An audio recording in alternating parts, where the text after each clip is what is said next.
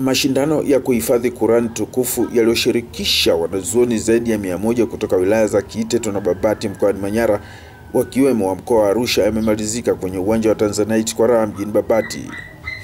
Mkuu wa wilaya ya Babati Bi Emanuela Mtatifikolo Kaganda ndiye aliyekuwa mgeni rasmi katika mashindano hayo, akipokelewa na mbunge wa vijana mkoa wa Manyara Bi Asia Halamga, ambaye ndiye mlezi wa mashindano hayo yaliyotimiza miaka 3 sasa, huku benki ya CRDB ya wakulima ikiwezesha mashindano hayo. Pewa kazi hiyo ningeweza kwa sasa hivi. Hakika mmefanya kazi kubwa sana na kazi nzuri sana. Lakini nilifurahishwa sana na watoto wengine wadogo kweli. Nikawa najiuliza hawa nao imekuwaje? Alafu wadogo zaidi naona ndio wanafanya vizuri zaidi pia. Kwa hiyo kweli nimefurahishwa sana, na wapongeza sana vijana wetu, lakini watoto wetu wale wadogo ambao mmefanya kazi nzuri ya kuweza kuhifadhi Qur'ani. Mwenyezi Mungu awabariki sana na aendelee kuchochea hicho mlichokipokea, mkakue na mkawe viongozi wazuri, lakini pia raia wema wa Tanzania. Hata sisi huku serikalini tunategemea na tunawasubiri sana na tunapenda kupata watumishi ambao wameiva pia kwenye maadili ya dini. Ukikutana na kiongozi ambaye ameiva kwenye maadili ya dini, hata kazi ya kuongoza inakuwa rahisi sana. Kwa hiyo hili mnalolifanya sio tu kwa ajili ya kutengeneza ile succession plan kwenye dini au kuandaa kwa ajili ya kuweza kuwa na taasisi ambayo iko imara yenye watu ambao wana muunganiko mzuri na Mwenyezi Mungu. Pia mnafanya kazi ya kuweza kutusaidia kupata viongozi wazuri kwenye serikali yetu. Kwa hiyo tunawashukuruni sana. Kwa hiyo na mimi ninawaombeeni msome vizuri, muhifadhi Qur'ani vizuri, lakini pia na elimu dunia nayo muizingatie vizuri, ili tutakapofika muda wa kupata viongozi pia wakuja huku serikalini, muwe mmeiva kwenye pande zote. Kwenye Qur'ani mko vizuri, elimu dunia mko vizuri. Sasa tukiwapa ofisi tunajua na sisi tunakaa tunapumzika, tunafurahi kwamba tumepata viongozi ambao wameandaliwa vizuri. Kwa hiyo niwaombe sana vijana wetu mkazingatie pia masomo ya darasani.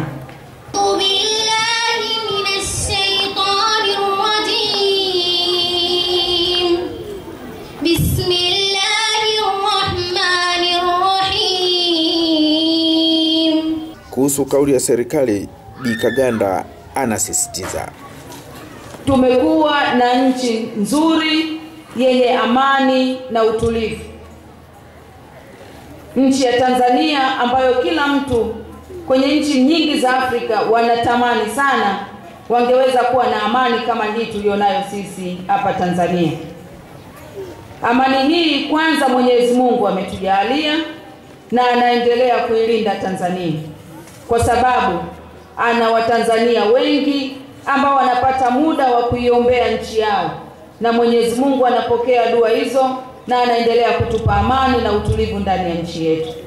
Kwa hiyo tuendelee kuiombea nchi yetu, tuendelee kuipenda na tuendelee kufanya kazi kwa bidii kuijenga Tanzania yetu.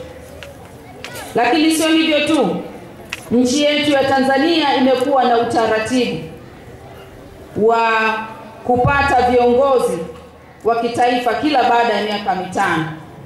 Na mwaka huu tutakwenda kuchagua viongozi wa kitaifa. Tutakuwa na uchaguzi wa Mheshimiwa Rais, tutachagua wabunge na tutachagua madiwani. Na mpaka sasa tuko kwenye maandalizi, na shehe wetu hapa ametueleza kwamba tuombee nchi yetu hasa kipindi hiki cha uchaguzi. Na hayo ni maelekezo ambayo na yeye ameyapokea kutoka kwa shehe wetu wa mkoa. Na bila shaka na shehe wetu wa mkoa amepokea kwa viongozi wengine ambao wamekutana kule Dar es Salaam. Ndugu zangu, kipindi hiki ni kipindi muhimu sana, kwa sababu tunaenda kuandaa hatima ya Tanzania kwa miaka mingine 5. Kwa hiyo tunatakiwa tuombee sana kipindi hiki ili Mwenyezi Mungu atupatie viongozi, aendelee kutupatia viongozi wazuri, ambao wataendelea kutuongoza na kuifanya Tanzania iendelee kuwa nchi ya amani na ya upendo na mshikamano kama hapa tulivyo sasa hivi. Nchi nyingine huwezi kukuta wamekaa kama tulivyokaa hivi, watabaguana kwa mambo mengi, lakini sisi Tanzania mshikamano wetu ni mkubwa, na hii ni kwa sababu tuna viongozi ambao ni makini, viongozi wacha Mungu, viongozi wazalendo, viongozi wanaotupenda.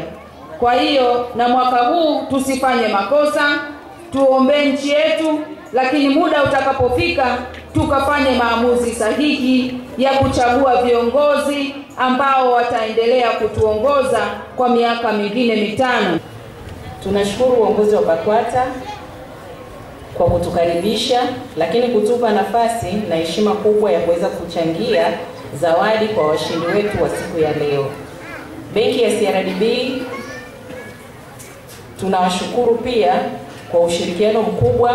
Ni mara nyingi tumekuwa tukiwafikia kuwaomba ushirikiano wa kibiashara na mmekuwa mkitupa bila kusita.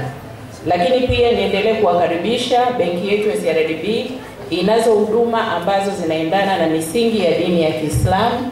Tukianza kwa upande wa akaunti, tunazo akaunti ambazo zinaitwa Al-Baraka, na akaunti hizi zipo kwa ajili ya watoto wadogo, wanafunzi, taasisi mbalimbali za kidini, lakini pia kwa ajili ya wafanyabiashara.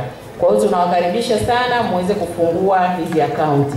Lakini pia tuna mikopo ambayo pia inasimamia kwenye misingi ya dini, mikopo ya Al-Baraka. Tunao wateja tayari kwa eneo letu la Babati. Maelekezo ya Sheikh wa mkoa ni kwamba kwa mwaka ujao mashindano haya hayatakuwa ni moja kwa moja mkoani. Yataanzia msikitini, yatakwenda kwenye kata na yatakwenda kwenye wilaya zote za mkoa, ili angalau tupunguze lile wimbi la washiriki wale waliokuwa 100 tuwapunguze kwenye misikiti na kwenye kata na kwenye wilaya, tukija hapa wanakuwa wachache.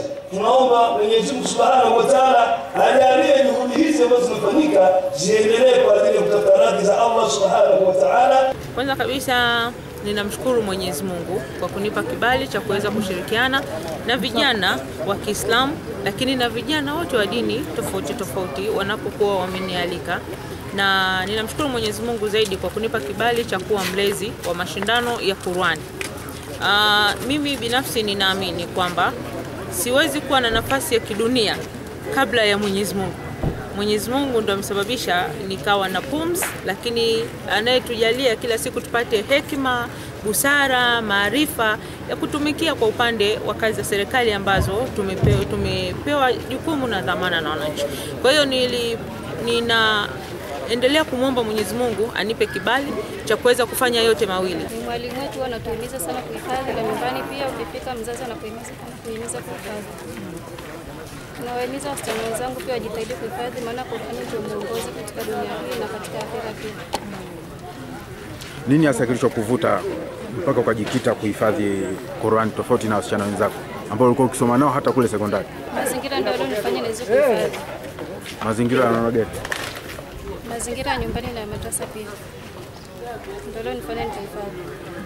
Uliwezaje kupata muda wa kusoma sekondari lakini bado unaendelea kwenye upande wa kiroho kwa maana ya madrasa? Madrasa tulikuwa tukitoka shule ile tunaenda madrasa. Unakuta shule tunatoka kwa kuchelewa, lakini madrasa pia tunahimizwa. Kwa unakuta ukitoka shule saa 12 unajitahidi unaenda madrasa hata mpaka saa 1 ile, tunatoka saa 3 mpaka saa 4. Leo naona vijana wenzako waliokuwa ukisoma nao lakini pia unaoishi nao hawaendani na misingi ile ya imani. Unawaasa nini hapa? Nawashauri tu waipende dini, maana ukipenda dini, yaani dini ni ndio mwongozo. Tumeandaa mashindano haya ya Qur'ani na huu ni mwaka wa 3 sasa tangu tumeandaa, na makusudio na malengo makubwa kwanza ni kukienzi kitabu cha Mungu Subhanahu wa Ta'ala, sababu sisi Waislamu mwongozo wetu ni Qur'an, mwongozo wetu ni kitabu. Kwanza ni kukienzi kitabu cha Mwenyezi Mungu, pili ni kuwahamasisha vijana hasa wa dini ya Kiislamu kukipenda kitabu chao, wakisome sana, wakijua kuna mashindano ya Qur'ani, wataenda watajituma, watasoma. wakienda kusoma tayari watahamasika kuhifadhi ile Qur'an. Lakini tatu, itawabadilisha tabia, itawabadilisha mmonyoko. Leo tunasikia kuna mmonyoko mkubwa wa maadili, ambaye yanazungumzwa katika jamii yetu, kwa sababu leo watu wameiacha dini, watu wameiacha Qur'ani. Lakini leo watoto wao wakabanwa kusoma Qur'ani, wakatumia na muda wao kwenye Qur'ani, hawatampata muda wa kujitabaki, hawatapata muda wa kwenda kufanya maasi machafu. Kwa nini? Qur'ani wanaishughulikia muda wote, wanahifadhi muda wote, itawalea na itawabadilisha katika maadili, kuwa katika maadili mazuri. Mwitikio ukoje hasa kwenye swala la mmonyoko, kutoka huko kwenye mmonyoko wa maadili? Alhamdulillah, kwa sasa mimi naona mwitikio ni mzuri, kwa sababu hali tuliokuwa nayo mwanzo kama mwenyekiti wa vijana walikuwa wamepotea sana, wameharibikiwa sana, lakini kwa kweli tunatembea, tunatoa dawa, tunaeleza, tunatoa mafunzo mbalimbali, kidogo kuna mabadiliko, sababu hata katika jumuiya yangu ya vijana tayari kuna vijana wa Kiislamu wengine ambao walikuwa hawaswali, walikuwa hawamjui Mungu, lakini tulipowavuta katika jumuiya hii ya vijana wa Kiislamu, mmonyoko ule kidogo umepungua na wako katika ibada. Jitihada ni kubwa sana, lakini bado tunaona kwamba kuna changamoto gani ambayo mnakabiliana nayo, lakini mnawataka waumini waweze kuhakikisha kwamba wanaimarisha? Changamoto zipo nyingi. Miongoni mwa changamoto ni upokeaji wa vijana kwa kushiriki katika dini. Kuna vijana ambao wanaona kwamba tukishiriki katika dini tunaonekana washamba, tukishiriki katika dini tunaonekana tumekosa kazi. Kwa kuna changamoto ya baadhi kurudi nyuma katika masuala ya dini, na wakaona ukiingia kwenye dini ni kama kupoteza muda hivi, ni kama utaonekana mshamba hivi, ni kama utaonekana mjinga. Lakini lao wangeelewa katika dini kuna maslahi makubwa, wangeunga. Hiyo ni katika changamoto yetu, watu kuogopa kuvaa dini. Kwa nini wanaogopa? Ile hali ya ujana. Leo mimi ni kijana, nimevaa kanzu na kofia, lakini ukimpata kijana kama kijana kuvaa kanzu na kofia, anaona aibu, anaona si vizuri, na dini yake. Kwa hiyo ni katika changamoto pia vijana wanazopitia. Jumuiya inakabiliwa na changamoto, tumesikia hapa. Ndio. Jitihada gani ambazo mnazifanya, lakini waumini wafanyeje ili kuhakikisha kwamba ninyi vijana mnapambana lakini waweze kuunga mkono? Wito wangu ni wahusie Waislamu wote wenye nafasi na wasiokuwa na nafasi kushirikiana pamoja na jumuiya kubadilisha vijana wa Kiislamu na hata wasiokuwa Waislamu, waje katika misingi mizuri, waje katika tabia nzuri. Tupeni ushirikiano. Ushirikiano kwanza ni wa kuunga mkono yale tunayoyafanya. Kwa nini? Kuna safari mbalimbali, kuna kwenda kuwafuata, kuna kuzungumza nao, kuna kwenda kuwasaidia, kuwatembelea na kufanya kama unawasaidia hivi, inawahamsha wanakuja kwamba watu wa maana hawa, tuungeni mkono katika hayo. Lakini tunaomba pia mtunge mkono katika mashindano ya Qur'ani, kama mlivyosikia Mheshimiwa DC ameeleza, Mheshimiwa Asia ameeleza, tuungeni mkono. Kwa nini? Ili tupate vijana wengi mwakani ambao watashiriki katika mashindano, ambao watapenda, kwa sababu wakisikia kuna Qur'ani mfadhiwa na kuna zawadi inatolewa, watashiriki. Tuungeni mkono katika hayo. Usisahau kusubscribe, lakini pia kushare kwa wengine.